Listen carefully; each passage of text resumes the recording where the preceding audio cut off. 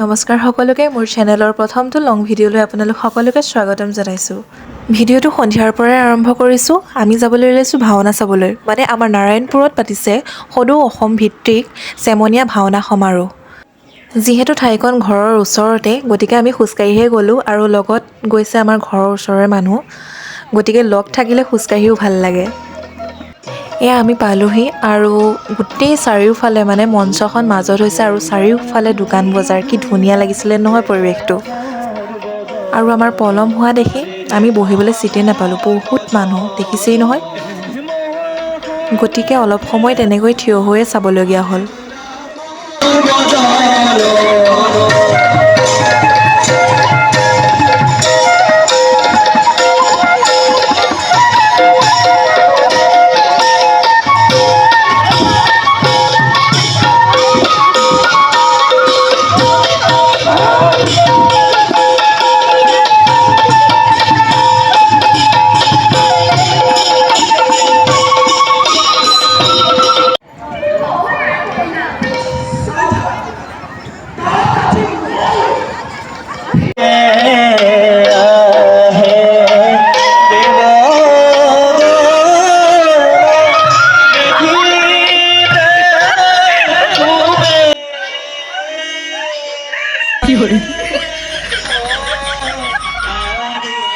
একো অস্বাভাবিক নহয় দেৱৰা।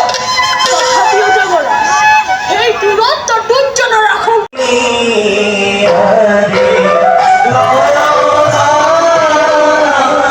তাৰপিছত তেনেকৈ থিয় হৈ ৰখি ৰখি চাই থাকি আমনি লগাৰ পাছত ভাবিলোঁ এপাক ক'ত কিনো ওলাইছে চাওঁগৈ বুলি আৰু গ'লোঁ মই লটাৰী খেলিবলৈ।